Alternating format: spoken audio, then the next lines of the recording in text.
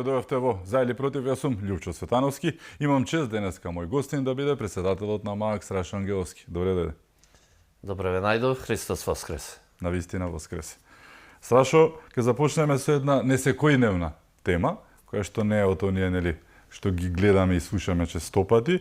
Токму ќе зборуваме за духовноста на стартот и насушната потреба од неа. Токму последната пак ти колумна пишуваше за неа, за таа потреба од мобилизација на духовните вредности во Македонија. Значи, реков, ајде денови на духовност, денови на Великден да ги искористам за да го соопштам тоа што сакав да го соопштам. Станува збор за една предлог стратегија која ние уште минатата година како политичка партија, како МААК, ја донесовме и ја нудиме на прочит и на усвојување на сите во оваа држава кои размислуваат или сакаат да размислуваат на тој начин. Сметаме дека македонското општество и македонската нација се разнебитува, се обезличува, е подложна на агресивни напади од надвор, напади врз децата, напади врз семејството, врз традицијата, напади врз верата, дури и напади врз националниот идентитет. Не дека е тоа случај само со нашата нација, тоа е еден светски проблем со кој се соочува човештвото, затоа што, нели, знаеме, постои она радикално левичарска агенда, која сака сето тоа да го уништи, да создаде зомби суштества кои ќе немаат припадност, никаква припадност, ниту полова припадност, ниту семејна, ниту верска, ниту национална, и со кои многу лесно потоа ќе може да се работи и да се управува со светот од еден центар. Но каде е проблемот? Проблемот е што малите нации ќе бидат први на удар. Нивното исчезнување е многу полесно отколку исчезнувањето на една нација, да речеме, од 1.400.000.000 луѓе, како што се Кина или Индија. И од тука со загриженост го следиме сето тоа и ја донесовме таа предлог стратегија. За жал, јас, колеги новинари сме, но морам да го кажам тоа, многу малку од медиумите или речиси никој не се заинтересира. На промоцијата на таа предлог стратегија не дојде ниту еден медиум. Не баре се плашат од можноста некој да понуди нешто со што ќе тргнеме во обновување на сопствената нација. Не баре се плашат ако тој некој не е оној од мејнстрим случувањата, туку е некој малку понастрана, како што сум јас и како што е МААК. Но пишав некаде на крајот на таа предлог стратегија дека битката ќе биде тешка. Немаме ниту пари, немаме ниту медиуми, ама ќе ја водиме битката, оти оваа нација треба да биде зачувана, затоа што не е од вчера и не треба да биде за до утре. Вековита е, вековна е и имав можност вчера да бидам на промоција на една книга на мојот пријател Бранислав Светозаревич, во која книга тој изнесува докази за постоењето на името Македонија, македонци, уште со милениумско постоење на тоа име. Вториот том, да? Вчера беше промоција на вториот том.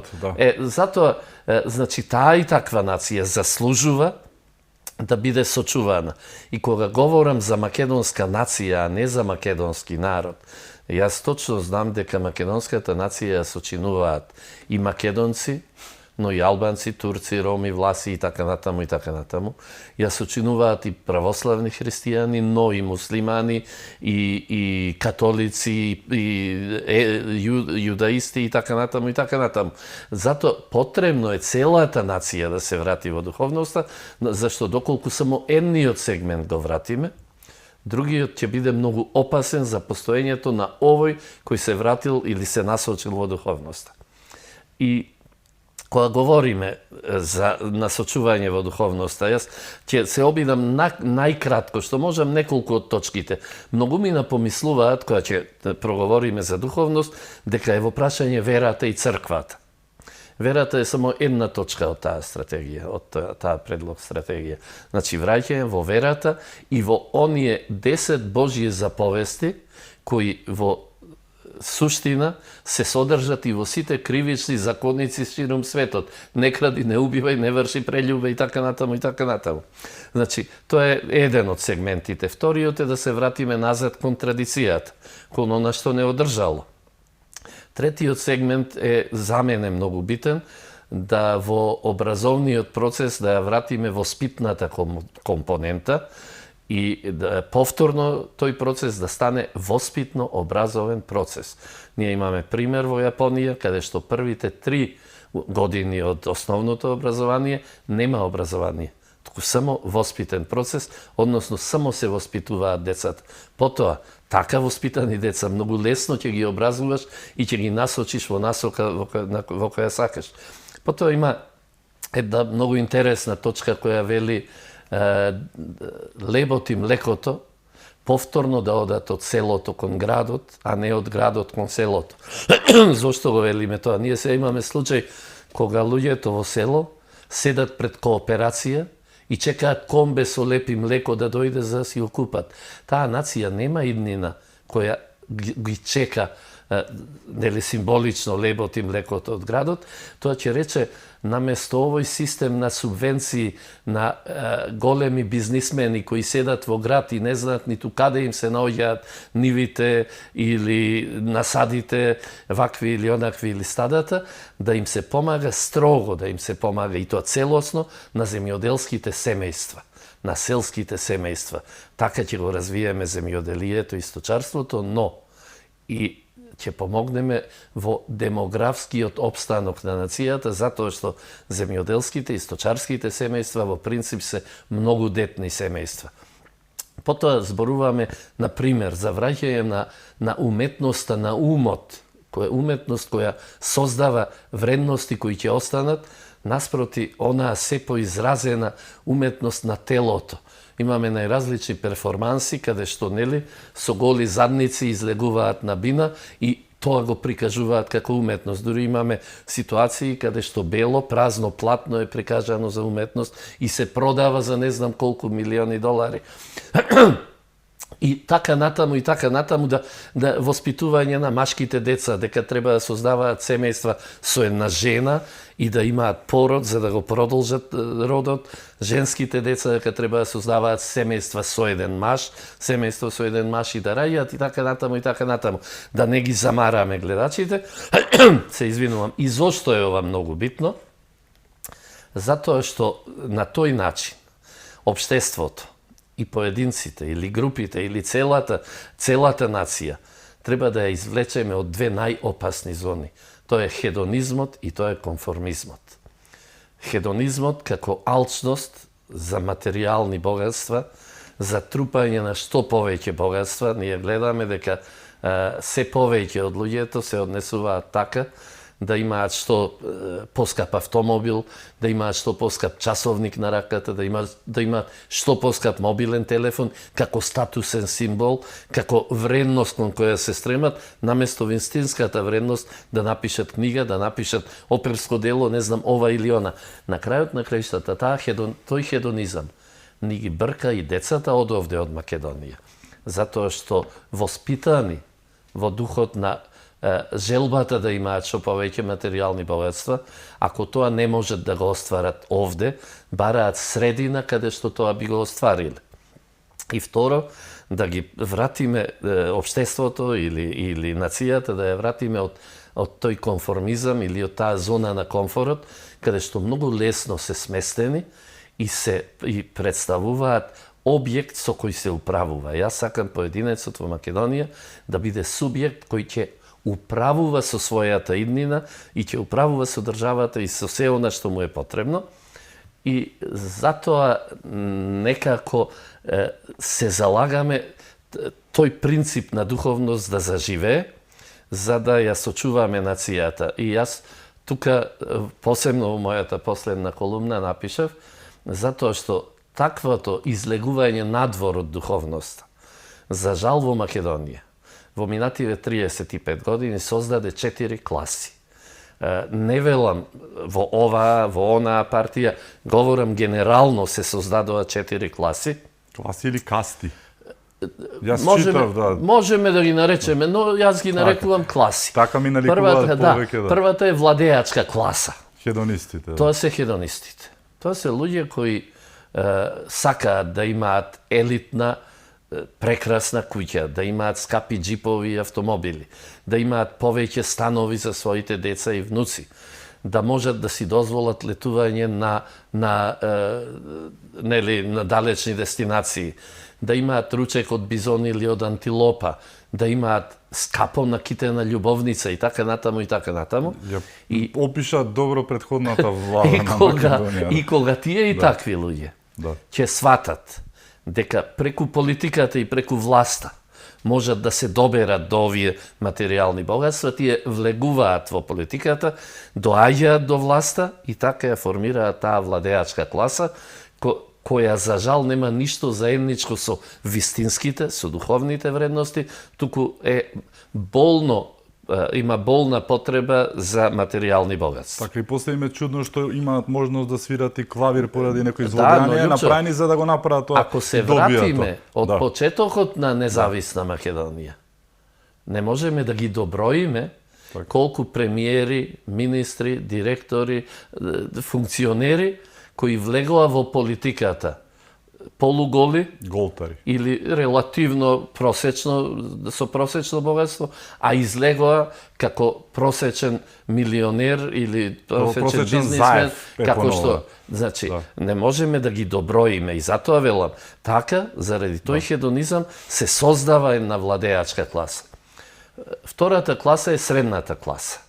Тоа е класа на конформисти. Зошто?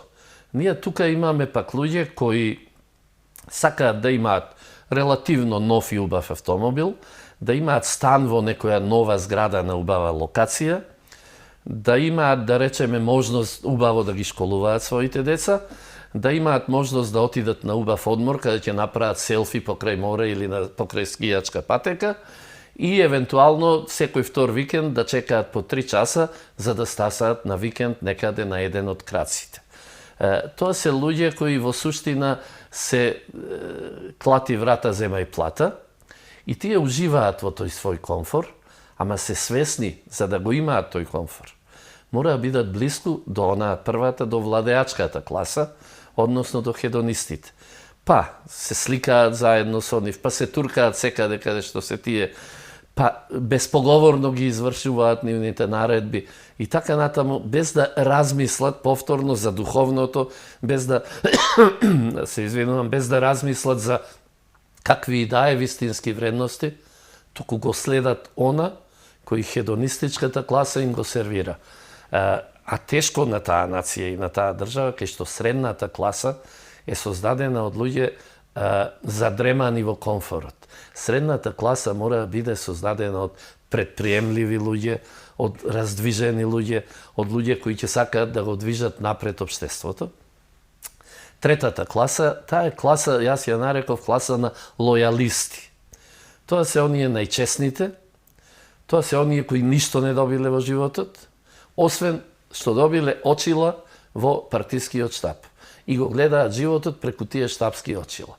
Односно, како ќе им се рече, во штабот тие така се однесуваат, накрај велат, на нас мислат само пред избори, а упорно стојат зад хедонистите и зад конформистите. Значи, врз основа на нивното постоење, јас се извинувам, врз основа на нивните гласови, хедонистите и конформистите можат да уживаат во она што го имаат. И конечно, четвртата класа, според мене, се извинувам, тоа е, ја нарекувам, класа на политички мрзеливци и скептици. Сега таа е најбројната класа. Може би е некаде околу 50%. Тоа се оние кои не излегуваат на гласање, кои велат не гласам затоа што немам избор, кои велат не гласам затоа што сите се исти, кои се сомневаат во можноста нешто да се промени во својот скептицизам, но зошто ги нарекувам политички мрзеливци? Затоа што не се обидуваат да навлезат подлабоко и да видат дека може би има некоја понуда во политичкиот простор која им одговара ним, па велат, па таа е мала, пример, карикирам, мала партија што ќе, ама доколку вие цела класа на мрзеливци. Влезете и ги најдете вистинските вредности, вие може да создадете највидлива и најмоќна политичка сила во оваа држава. Така што, ете заради тоа, за да ги избегнеме овие ситуации, за да овозможиме државата да се создадат, нека не бидат класи, туку да се создадат движечки енергии во државата, потребно е мнозинството или целото општество и целата нација да ја насочиме во духовност. Ова не е само македонски случај, ова е нешто што се случува во целиот свет, буквално потребата насушна од тоа, нели, Дефинитивно, насекаде. Дефинитивно, мислам. Може да учиме од некаде нешто или тука сме паралелно со останатиот дел, да не се подценуваме. Јас ќе делува малку нескромно, може би ова прв таков документ во која и да е од државите. Документ за насочување во духовноста, стратегија за насочување. Немам прочитано досега такво нешто, а на сите држави и на целото човештво му е потребно, и ние велиме во овој документ, мора да го смениме човештвото, да го промениме човештвото, да го воведеме во духовноста. Мора да ги воведеме собственото општество или нација. Но, првично, мора да се промениме самите во собствениот ум. Колку еве ти како дел од владината коалиција може да направиш нешто за да ова стане по-актуелно, да се спроведе, не мора целосно, делумно да почне? Имено, Љупче, ова е предлог, значи убаво пишува, стои предлог стратегија, целосно отворена за дополнување, за одземање, за барање начин како да се реализира. Ние имаме посочено како, каде и што. Меѓутоа, не мора да значи дека е тоа вистинското решение.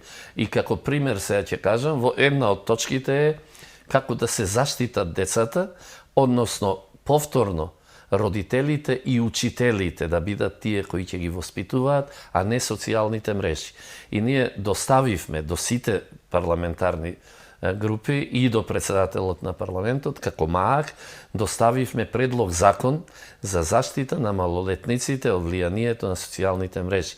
Изработен извонредно професионално, во кој бараме да се оневозможи пристап на децата под 15, на децата под 15 години, пристап до меѓутоа не се рестриктивните мерки кон децата, туку кон давателите на услугите. Бараме давателите на услугите да не ги даваат своите услуги на лица под 15 години. Така некако би ги вратиле децата повторно во рацете на родителите и на учителите. И сега, јас сум исклучително разочаран, повторно ќе речам, затоа што дента кога овој предлог закон го поднесувавме во Македонското собрание, ниту еден медиум не дојде да го проследи и да каже дека во оваа држава постои иницијатива за да се заштитат нашите деца. Може би не е добра, може би е погрешен законот. Меѓутоа, дајте да почнеме да разговараме за потребата од донесување на таков закон и сега ќе кажам, веќе поднесовме тужба за дискриминација против Македонската радиотелевизија, затоа што сепак таа е јавен сервис, моите 1000 членови и минимумот кој мораме да го за рејистрација на партијата се исто така луѓе кои преку својот даночен денар овозможуваат Македонската телевизија да функционира. Таа врши дискриминација на моите членови и затоа поднесовме тужба за дискриминација од и според законите во оваа држава. Вели вака: секоја политичка партија треба да има 1000 членови кои ќе потпишат изјава заверена на нотар и кои ќе имаат државјанство. Од тука натаму не постои услов да имате 22 пратеника или 7 градоначалници, да имате олку или онолку гласови.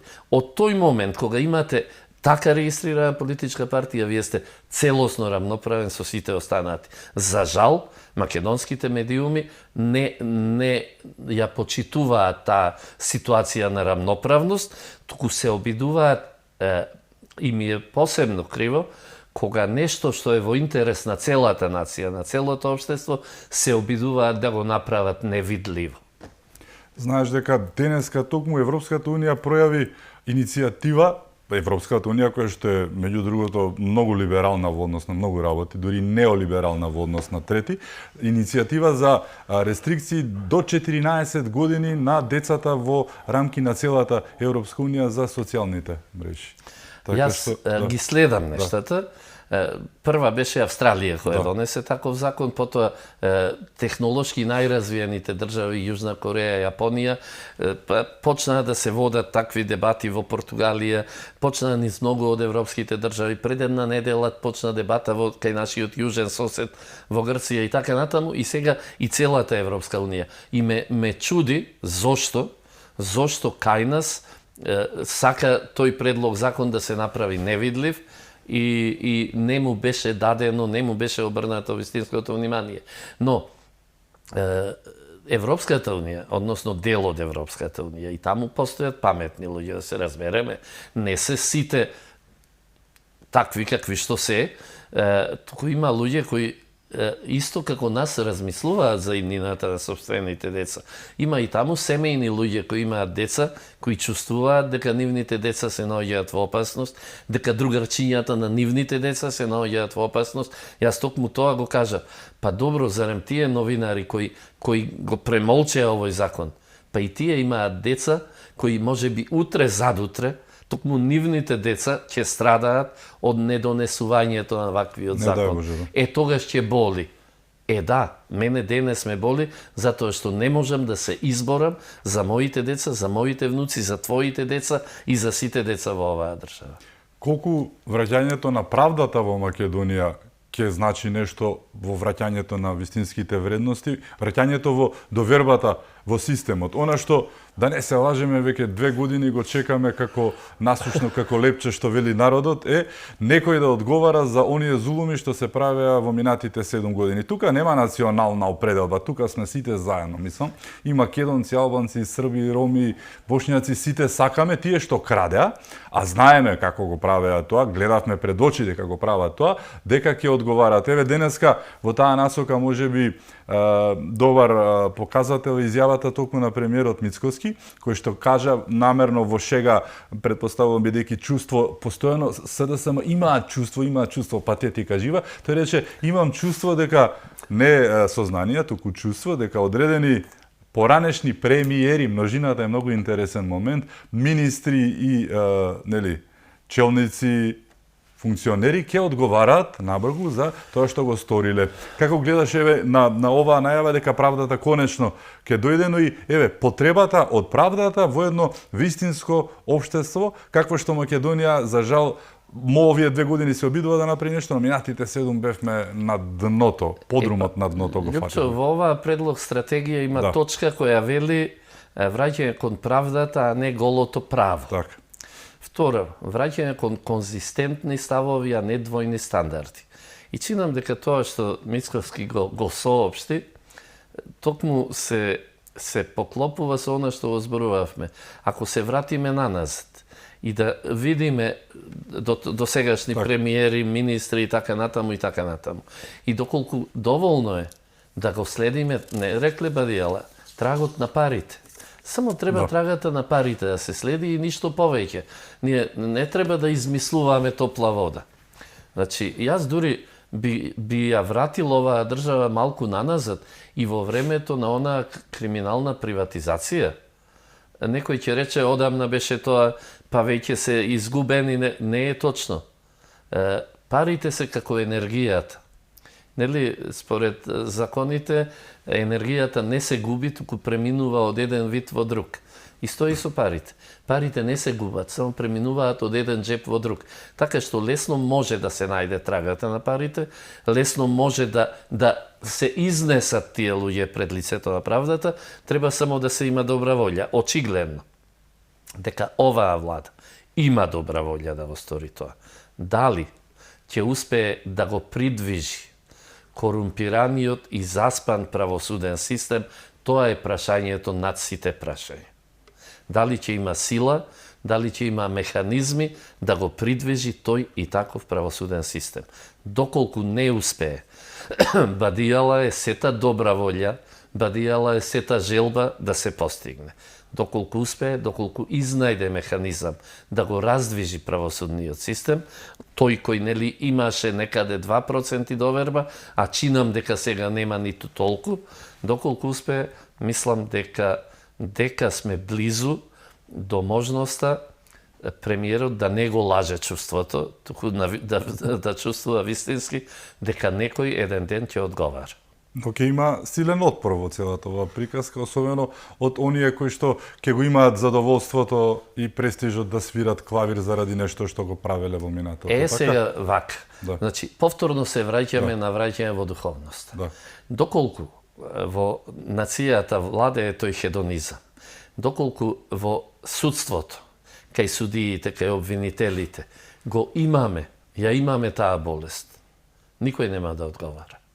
Затоа што тие кои украле милиони ќе можат многу лесно да ги задоволат хедонистичките желби на судиите и на обвинителите.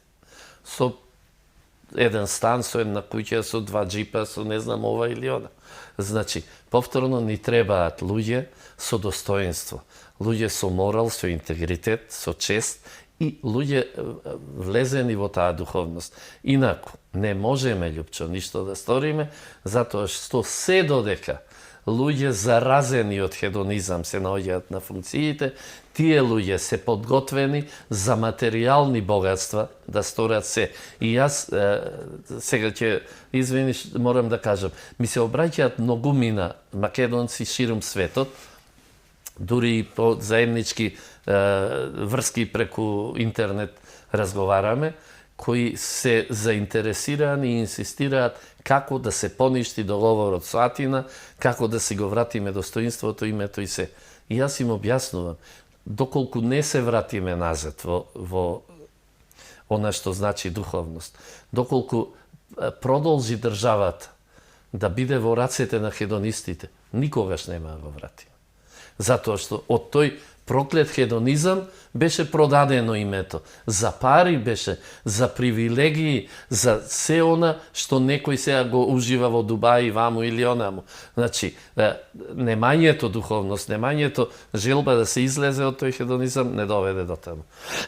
Ќе те исправам, само не е веќе во Дубај, избегал таму затоа што почнаа бомбардирањата, потоа беше во Кенија, а интересно па никој не знае каде е сега во моментот, но она што го велиш во основа и да се прекине со една стара мантра, да се прекине оној што крадел, да биде се снашол. Тоа е она македонското, нели, кое што премина во новото нормално, се снашол. Ох, Љупчо, ме навлекуваш. Да престана да се снаоѓа. И тоа го има така како точка во стратегијата. Знам, читав дело. Кај што велиме дека трудот и посветеноста треба да бидат пат кон успехот, а не снаодливоста. За жал, кај нас се повеќе вреди тоа дека колку е снаодлив, браво. А снаодливоста значи криминал, значи корупција.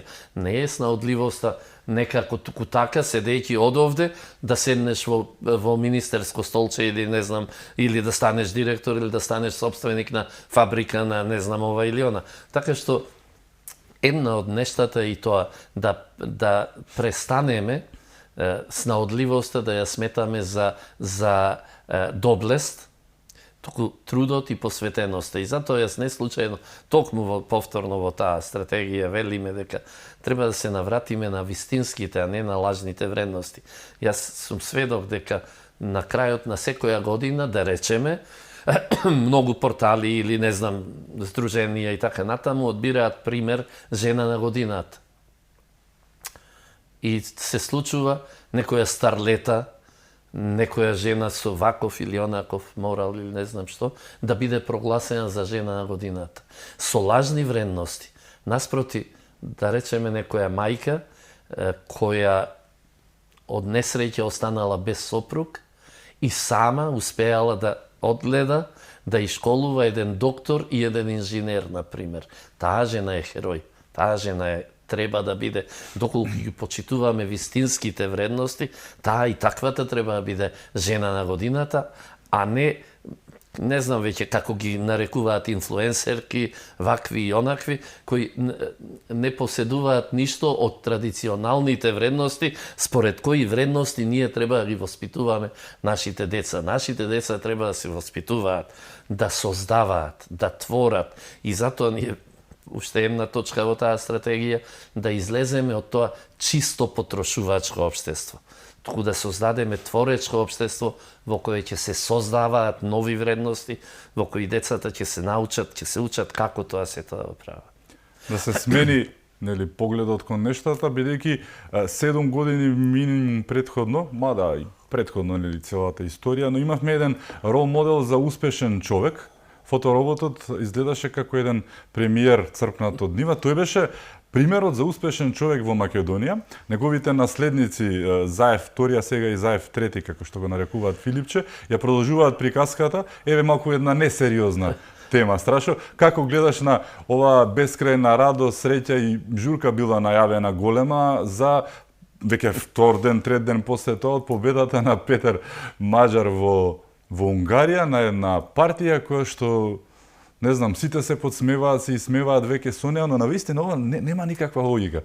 Толку да се радуваш, знаеш што е единствено што погодија прв пат, затоа што ги видоа анкетите дека Маџар многу е посилен, почнаа да навиваат за него, победи тој, сега тие се нарадуваат што 3 десничарски партии, само 3 десничарски партии влегува во парламентот, една левичарска наводно, иако ја мислам дека таму има можеби левучар, некоја левичар не верувам дека има во СДС повеќе, но како гледаш на овие последни одгласи кои што наидоа на страшен посмев кај целата македонска јавност, мислам дека и портирот во СДС се смее на ова што го зборува Филипче. Еве најблаго ќе речам е несериозно.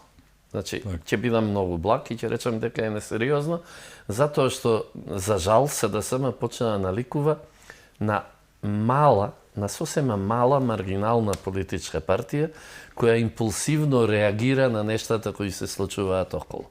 Тоа го имате кај малите партии, не размислуваат, не чекаат момент да изреагираат, не анализираат, туку само за да бидат присутни во јавноста, туку ќе кажат да нешто. Ете, на тоа се сведе СДСМ во моментов, од една страна, од друга страна се сведе на голема либерална невладина организација. Таква каква што и треба на Европската Унија. И сега, нивната радост повеќе се должи на тоа да докажат пред радикалните либерали од ЕУ дека еве, гледајте како ние реагираме и се нудат дека ние треба да бидеме следната власт во оваа држава затоа што размислуваме вака како што размислуваме. Но нешто мора да им кажам за да знаат. Резултатите во моментов во Унгарија се такви што ТИСА има 138 мандати, партијата Фидес на Орбан има 53 и крајно националната десна партија ги има останатите. Значи, нема ниту една лева политичка партија. 1,18% е сестринската партија ПЕС на Па за жал, ако продолжи вака СДСМ, ќе се сведе на истиот резултат што го има сестринската партија во Унгарија. Ако вака несериозно продолжат, јас не го говорам ова од лоши, јас постојано укажувам, доколку не се вратат на темелите на вистинската социјалдемократија, од СДСМ ќе нема ништо. Нека си размислат, знаат што е социјалдемократија, посебно од типот на скандинавската социјалдемократија, од типот на германската во она време кога социјалдемократите беа моќни. Сега зошто почнав да ги кажувам резултатите во Унгарија? Унгарија има еден многу комплициран изборен систем и сега од тие 138 мандати или пратеници избрани, само 44 се наоѓаа на листата на ТИСА. Останатите 94 влегуваат преку тие единечни мандати според локални некои избори и така. И јас точно не го знам најдоброто изборен модел, но сите тие, значи, доаѓаат од средини, од мали средини, и ТИСА, и сите тие се излезени од Фидес. Сите тие во малите средини се полудел од Фидес се пријатели со членовите на партијата на Орбан, може би дури и се со нешто задолжени во партијата на Орбан, и не е тешко да се предпостави дека десетина од нив, како што тоа го направија со осумината кај нас, дека десетина од нив ќе променат партиската боја и ќе се вратат назад во Фидес. Нема тоа многу да промени, но Тиса ќе го изгуби двотретинското апсолутно мнозинство, што ќе рече дека не ќе може да ги реализира на брзина ветените промени кои зависат од тоа двотретинско мнозинство. Така што останува да почекаме, да видиме, јас не би коментирал, затоа што според добрите познавачи на нештата, Виктор Орбан од денот, од моментот, кога го призна поразот, до денес не е појавен во јавноста. Добрите познавачи на нештата сметаат дека тој работи токму на ова, на преземање 5, 10, 15 или не знам колку од тие 94 пратеници кои не се наоѓаат на листата. Со што сосема би се, пак ќе речем, апсолутен победник ќе биде Тиса и Петер Маџар и неговиот кандидат за министер за здравство, човекот кој извонредно убаво играше на бината и се веселеше и така натаму, но ќе го нема двотретинското мнозинство и не ќе може да испорача се. А инаку, радоста на Европската Унија, замислете си го парадоксот, кога една милитантно крило на радикалната либерална левица, која владее со ЕУ, се радува на победата на конзервативна партија во Унгарија.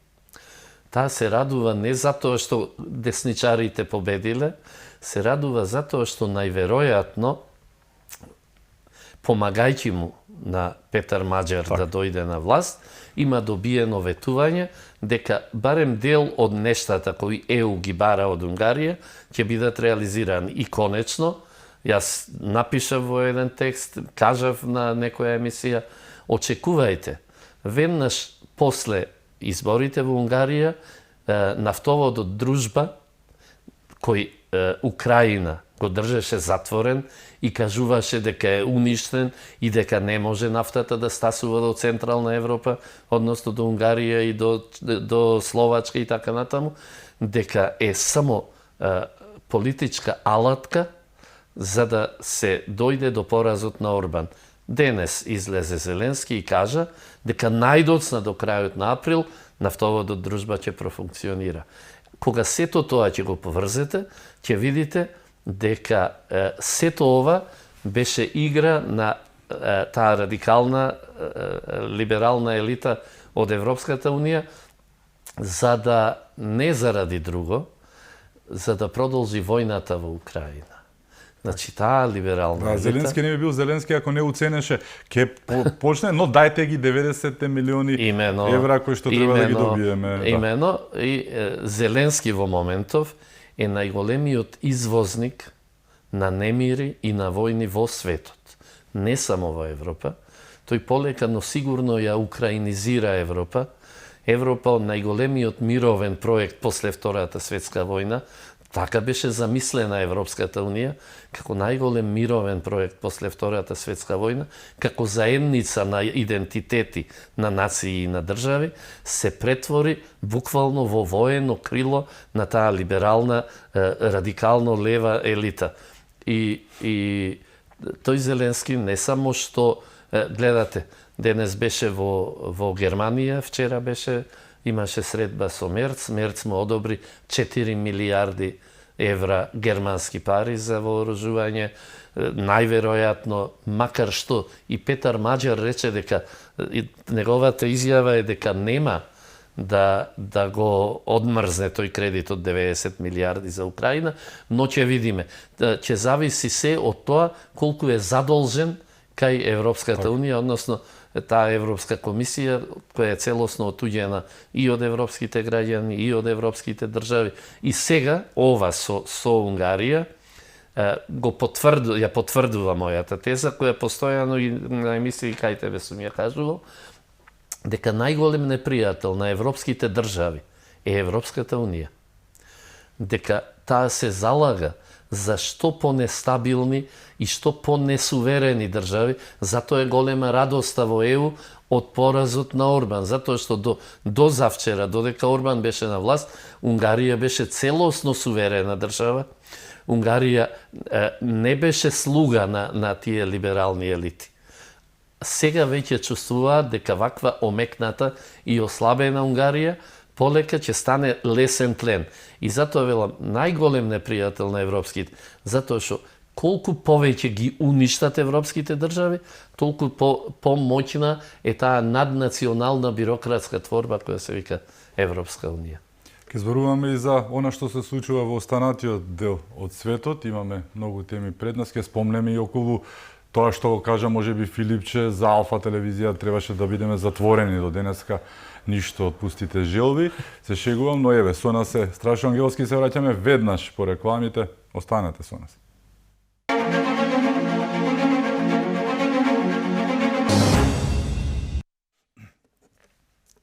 Се враќаме во За или против, мој гостин е председателот на МААК Страшо Ангелски. Еве, ветувам последен пат ќе го спомнам, бидејќи тој често не спомнува нас, само твој коментар на она, како да го кажам, непримерна изјава, атак врз новинарството, директно ситење за тоа што можеби ќе сме се затвореле, бидејќи ако ние сме во паника за тоа што газдите од Унгарија готово, нели, тие веќе ги нема.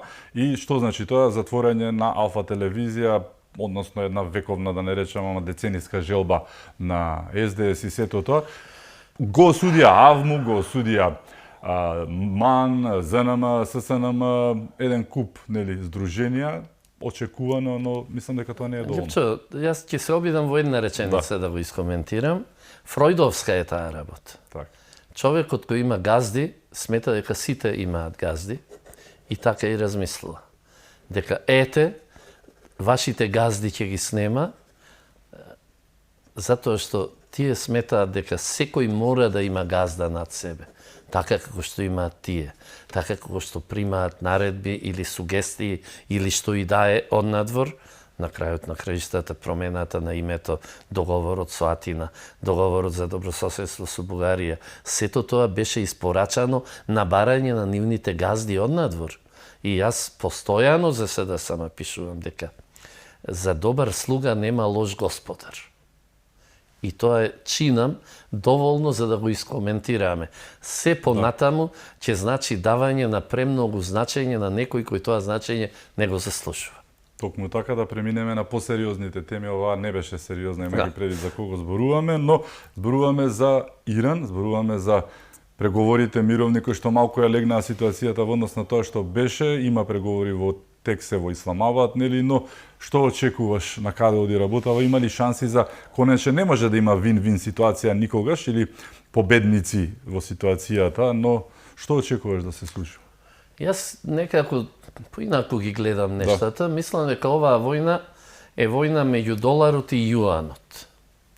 Зошто? Соединетите американски држави и администрацијата на Трамп сватија дека полека, но сигурно ја губат својата најголемиот извозен артикл. Најголем извозен артикл за нив е доларот. Америка не извезува ништо повеќе отколку што извезува долари. И доколку таа битка ја изгубат со јуанот, а знаеме дека започнаа веќе дел од плаќањата на нафтата, на енергенсите, па и на останати добра, веќе да се одвиваат во јуани или во домицилните валути. Тоа ќе значеше дека Америка ја губи, американската моќ, американската сила се потпира на доларот, на својата десантно-диверзантска моќ, односно на 800-тините и повеќе нивни бази ширум светот. И затоа јас велам, во моментов имаме 3 големи сили во светот. Руската Федерација како најголема воена сила, не е тоа само заради бројот на нуклеарните боеви глави, туку е затоа што е единствена, за жал, единствена армија која 4 години расте во реална војна. Не постои друга армија во светот која знае како треба да војува. Втората е економската, најголемата економска сила, тоа е Кина, и која треба да биде сопрена, така размислува американската администрација, треба да биде сопрена во нејзиниот економски развој. И трета е Соединетите американски држави како најголема десантно-диверзантска сила во светот, која таа впрочем го докажа со акцијата во Венецуела, со се правичната акција во Иран, во Иран и се она што наназад 20 години го работела. Американската армија не учествува во војни. Се тоа десантно-диверзантски акции припомогнати со џојстикот од дома, каде што се стискаат копчиња и ракетите паѓаат.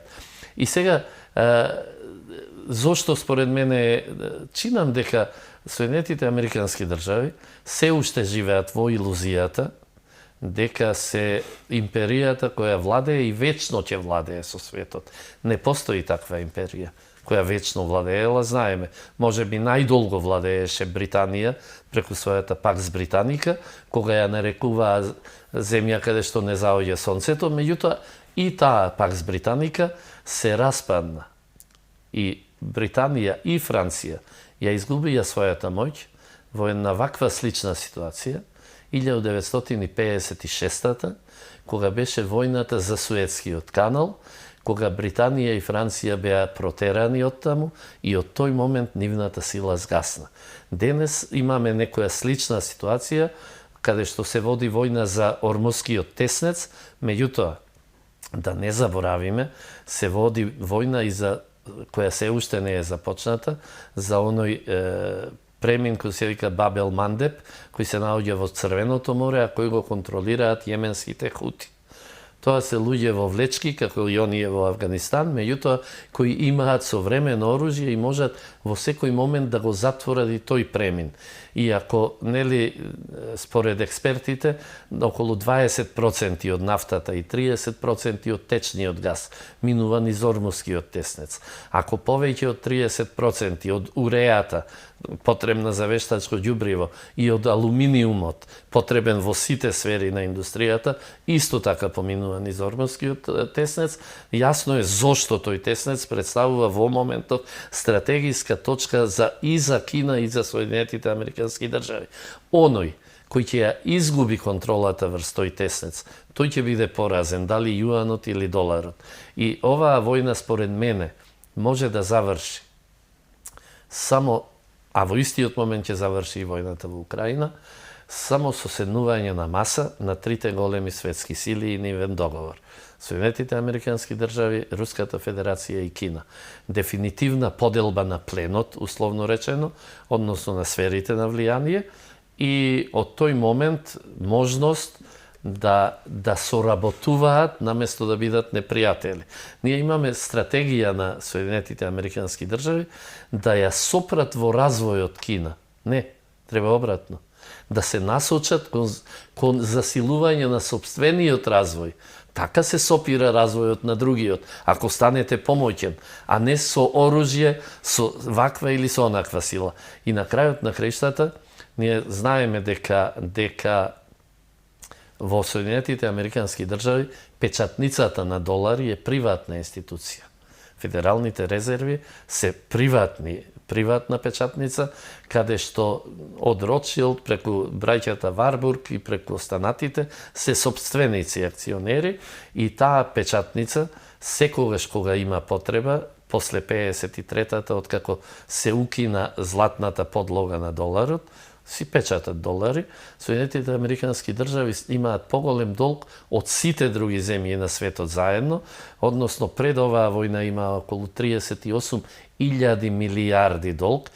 Денес се предпоставува дека е веќе тоа, некаде на 40.000 милијарди, и единствени се кои, иако имаат поголем долг од сите заедно, се единствената држава која може да го врати долгот. Ќе си отпечатат 40.000 милијарди долари и ќе ги сместат во институциите кои се директно под нивна управа, во Светскиот монетарен фонд, во Светската меѓународниот монетарен фонд и Светската банка, кои пак се творби на таа Бретон-Вудска спогодба од 1948-та, од кога започнува таа доминација на доларот. Во сето ова е нејасно како ќе се однесува Израел.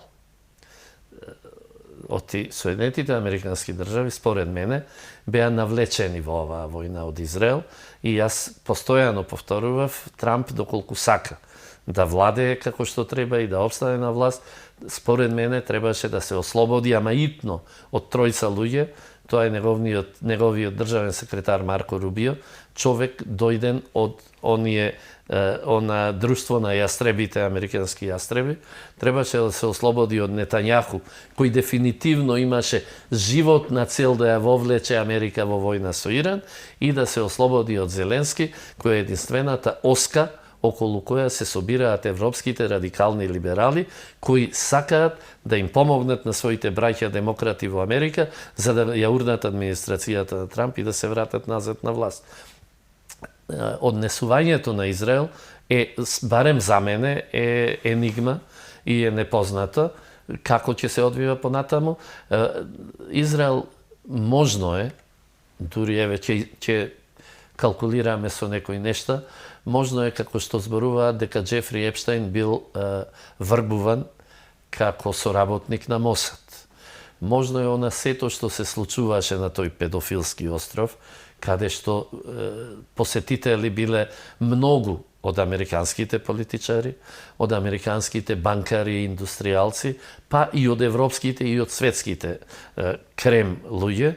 Можно е дека сите нивни посети се документирани и архивирани, дека Мосад има во негова собственост се сите тие снимки и дека така, на тој начин е извршен притисок врз Трамп да излезе од принципите на МАГА движењето и да влезе во принципите на ционистичкото движење. Затоа што Трамп целосно излезе од принципите на МАГА движењето, ништо веќе нема заедничко со тоа движење кое него го донесе на власт. Не е Трамп тој кој што го создаде МАГА движењето. МАГА движењето го создадоа американските патриоти и американските собственици на класичниот капитал, оној капитал кој создава нешто, а кој го има се помалку во Америка, наспроти оној виртуелен капитал како што се банкарството, фармацијата, IT индустријата, кои не создаваат нови вредности, само создаваат екстра профит за нивните собственици. Значи, тие луѓе го создадоа МАГА движењето и го изфрлија Трамп како нивни представник за да биде председател на Соединетите американски држави. И јас во една колумна напишав доколку тие луѓе, тие американски патриоти, сакаат да спасат што може да се спаси, треба да го отстранат Трамп од оваа функција. И во заграда ставив Линколн, Кенеди, да не одиме до тоа. Затоа што или да се докаже дека е Трамп неспособен за вршење на функцијата, во таква ситуација него го заменува подпредседателот Џејди Венс и само така МАГА движењето може да застане на некои подсврсти нозе и да го одработи тоа. Меѓутоа, мислам дека ционизмот нема да го дозволи тоа. Да објасниме, значи јас не сакам да бидам погрешно разбран. Кога говорам за Израел, зборувам за ционистичката власт во Израел, не зборувам за евреите, не ги генерализирам нештата, затоа што ако велите дека сите германци се нацисти, тогаш исто треба да речете дека сите евреи се ционисти. Ционизмот е нешто сосема друго и ционизмот дури подразбира непријателство кон евреите. Ционизмот е формиран 1894-та. И 1917-та. Тогашниот представник на председател на ционистичкото движење во Британија, лордот Ротшилд, добива од лордот Балфур, кој е тогашен министер за надворешни работи на Британија, еден личен документ. Тоа е личен документ во кој пишува дека британската влада се согласува евреите да создадат национално огниште на територијата на Палестина. Со тој документ се започнува формирањето на државата Израел. И основа национистичкото постоење е формирање на државата Израел. Со што не се согласуваат ортодоксните евреи. Тие сметаат и јавно кажуваат дека државата Израел може да ја обнови само Господ, а не човек. И затоа не се согласуваат, и затоа од 1917-тата, па во наредните 20 и нешто години, само околу 1000 евреи заминале на местото на денешен Израел за да се населат таму. Има документи дека ционистите преку федералните резерви во Америка и преку своето движење во Европа го финансираат Хитлер. Делува парадоксално, но така се создаде државата Израел. Откако Хитлер започна со прогонот на евреите и започна со Холокаустот, евреите беа принудени да ја напуштат Европа, еден дел да заминат во Америка, еден дел во Израел. И основачи на Израел се евреите, ционисти од тогашниот Советски сојуз. И ден денес тие се мнозинство ваму. И затоа е непредвидлива е улогата на Израел во она што ќе се случува. Сепак, еве, за крај, не видов нешто многу да доби Украина и покрај тоа што, еве, тука имаме преговори за мир, малку помпата околу целата приказка, Иран, САД, освен економската, ја снема, но Украина повторно ја нема никаде на радарот. За жал. Да. За жал и нема да ја има. Затоа што погрешно е однесувањето и на Украина и на Европската унија. Мораме да ја допреме овде Европската унија и големите европски држави Британија, Франција и Германија и нивното однесување. Тие денес ние имаме една изрека во македонскиот јазик, вели вака: не го пуштаат в село, тој ја бара ќерката на попот. Тоа е денес Европската унија и тоа се тие три големи држави.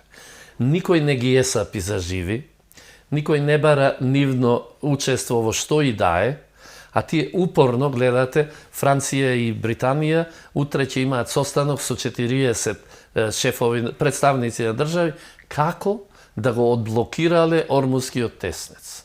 Тие немаат сила да појдат до Ормускиот теснец, а не да го одблокираат. Исто така, тие ќе формирале европски оружени сили начело со Украина. Тоа е токму тоа. Не го примаат в село, тој ја бара на попот ќерката. Така што односот на Европската унија и на европските држави прави Украина да ја нема на радарот и за жал послушноста на Зеленски кон тие европски либерални елити ќе доведе до катастрофални последици за Украина. Ти благодарам што беше мој гост. Јас благодарам на можноста да проговорам. Чинам дека не бевме доволно досадни, дека имаме можност барем уште еднаш да им досадиме на гледачите. Секако. Ќе ми биде чест и ми беше чест. Благодарам. Благодарам. Благодарам и вам што бевте со нас, да сте ни живи и здрави и секако чувајте се многу.